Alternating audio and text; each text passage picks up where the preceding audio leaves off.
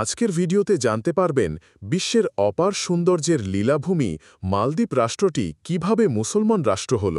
প্রাকৃতিক দ্বীপপুঞ্জ ও নান্দনিক সৌন্দর্যের অধিকারী এই মালদ্বীপের অবস্থান ভারত মহাসাগরে। আয়তন মাত্র 298 বর্গ কিলোমিটার, জনসংখ্যা প্রায় 4 লাখ। অপরূপ সৌন্দর্যের লীলাভূমি এই রাষ্ট্রটি বিশ্বের সবচেয়ে নিচু দেশ। বিভিন্ন তথ্যে জানা গেছে সংস্কৃত শব্দ দ্বীপমালা থেকেই মালদ্বীপ এসেছে। কারো মতে মালদ্বীপ হচ্ছে দ্বীপরাজ্য, আবার কারো কারো ভাষায় এটি মহল দ্বীপ, যার অর্থ প্রাসাদ। মালদ্বীপের সংবিধান মোতাবেক দেশটির নাগরিক হতে হলে মুসলিম হওয়া আবশ্যক, ফলে অমুসলিম কোনো নাগরিক সেখানে পাওয়া যায় না।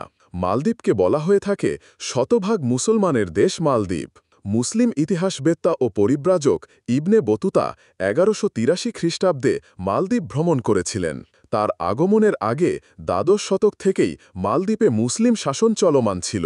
জানা গেছে 1153 সাল থেকে 1953 সাল অবধি 800 বছর 92 জন সুলতান নিরবিচ্ছিন্নভাবে দ্বীপরাষ্ট্রটি শাসন করেন।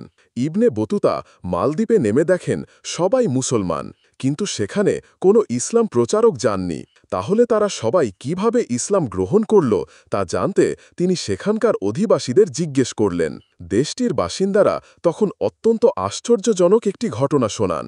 তা হল, তখন 1140 সাল। মালদ্বীপের রাজা ছিল শনু রাজা।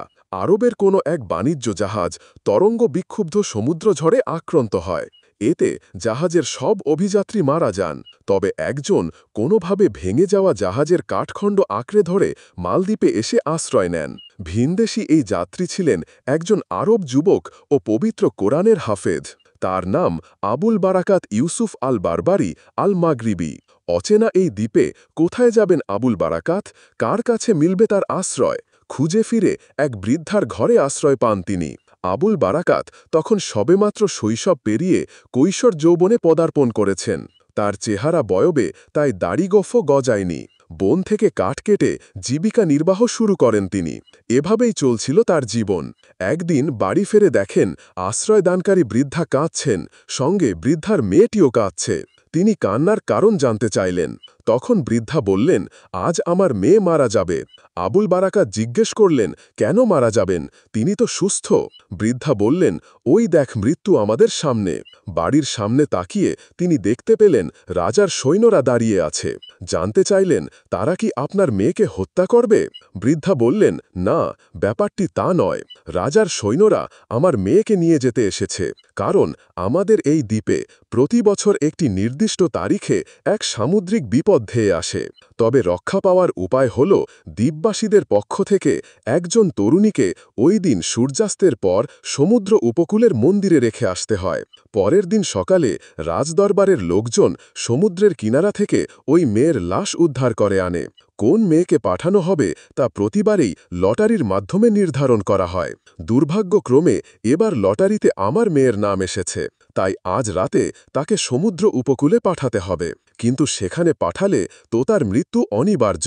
বৃদ্ধার এমন বেদনাবিধুর কথা শুনে বিচলিত হয়ে পড়লেন আবুল বারাকাত। পরোপকারী ও কৃতজ্ঞ তরুণ তখন বললেন, আপনার মেয়েকে পাঠানোর দরকার নেই, আমি নিজেই আজ রাতে সেখানে যাব, দেখি কি হয়। প্রয়োজন পড়লে আপনার মেয়ের পরিবর্তে আমি নিজের প্রাণ দেব।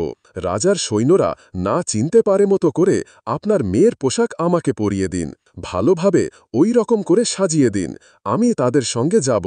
আবুল বারাকাত আরব ছিলেন, দেখতে সুন্দর ও সদ্য কৈশোর উত্তীর্ণ, ফলে তার ধরা পড়ার আশঙ্কা তেমন ছিল না।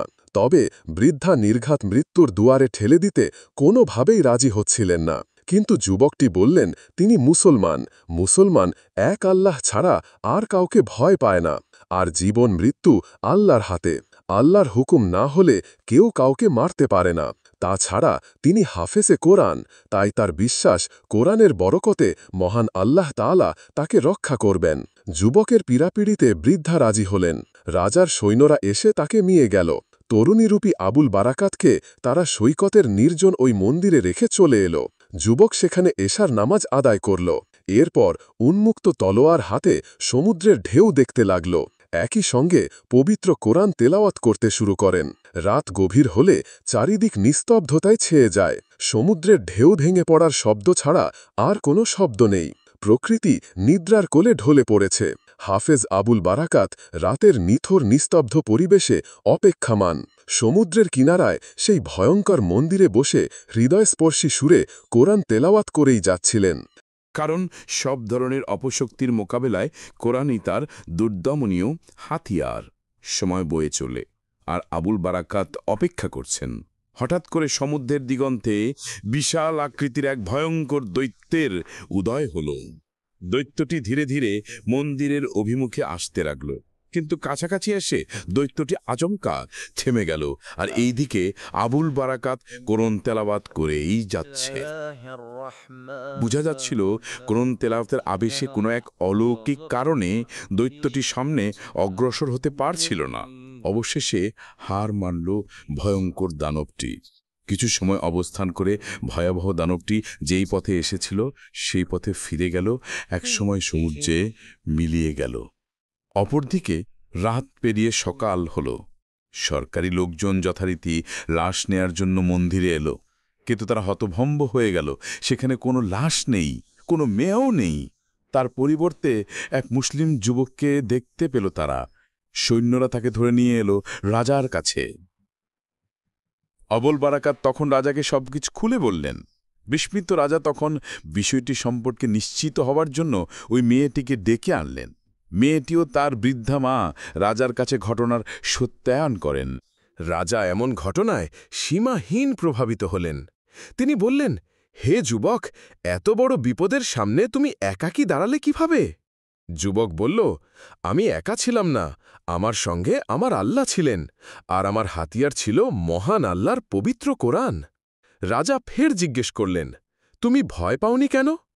যুবক জবাব দিল, মুসলমান আল্লাহ ছাড়া কাউকে ভয় পায় না। জীবন ও মৃত্যুর মালিক একমাত্র মহান আল্লাহ। এরপর রাজা বললেন, আগামী বছর এভাবে একা থামাতে পারবে দানবকে? যুবক দৃঢ়তার সঙ্গে উত্তর দিল, আল্লাহর হুকুমে একাই যেতে পারব। তখন রাজা অতি উৎসাহিত হয়ে বলে উঠলেন, যদি তুমি পারো তাহলে আমরা সবাই ইসলামের সততার সামনে মাথা নত করব।